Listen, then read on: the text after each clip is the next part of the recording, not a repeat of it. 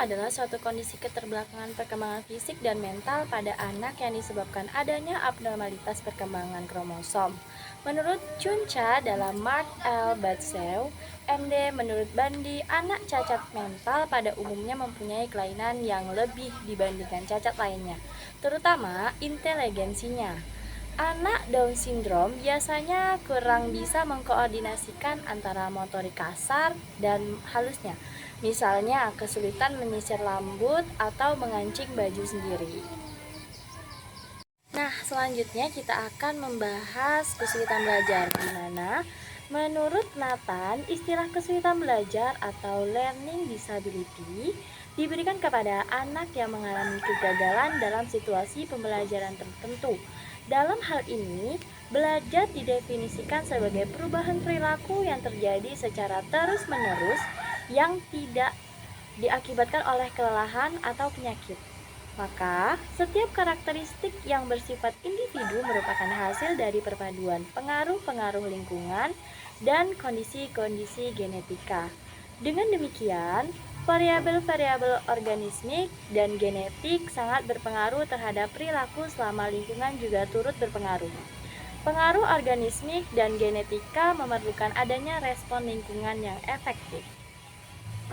Lalu, ada anak disleksia. Membaca adalah kegiatan mendengar atau mendapat arti dari sebuah tulisan, di mana kegiatan tersebut terdiri dari beberapa langkah, yaitu langkah memberikan makna pada kata-kata, dan biasanya disebut juga dengan teknik membaca, juga langkah-langkah dalam memahaminya.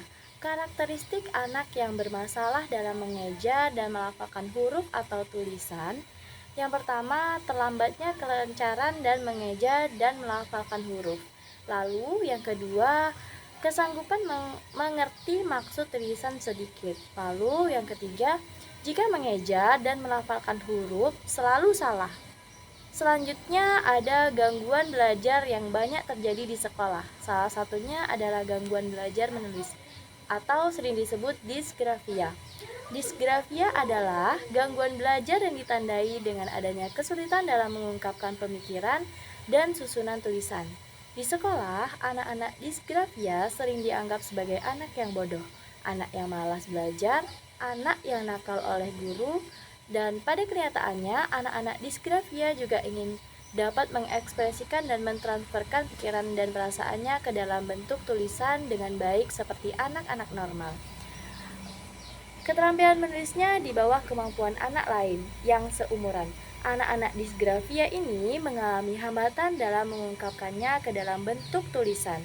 Dengan demikian, seharusnya guru sadar bahwa anak-anak penderita disgrafia bukanlah anak yang tingkat inteligensinya rendah, bukan anak malas, atau bukan anak yang tidak mau belajar.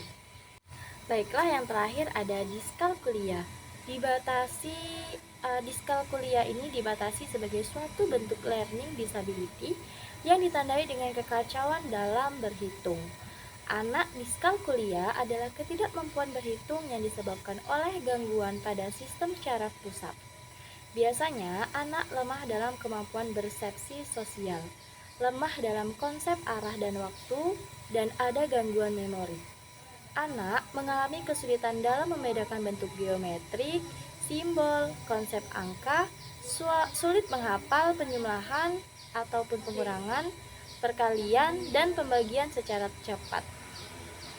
Di mana perkembangan kognitif anak diskalkulia sama dengan anak normal yang lain. Titik bedanya, anak diskalkulia ini mempunyai gerakan motorik yang tinggi, tetapi tidak terkoordinir. Anak diskalkulia juga mempunyai keinginan untuk bergaul dengan teman-temannya. Namun, karena dia sering marah, mengamuk, merusak, jikalau dia sedang kesal, mungkin ini yang menyebabkan anak sering dijauhi teman-temannya. Anak diskalkulia biasanya tidak mempunyai teman, apalagi sahabat. Anak dengan diskalkulia cenderung egois dan tidak mau berbagi dengan saudara atau temannya. Sekian pemaparan materi dari kelompok 10 mengenai anak dengan gangguan Down syndrome, disleksia, disgrafia, dan diskalkulia.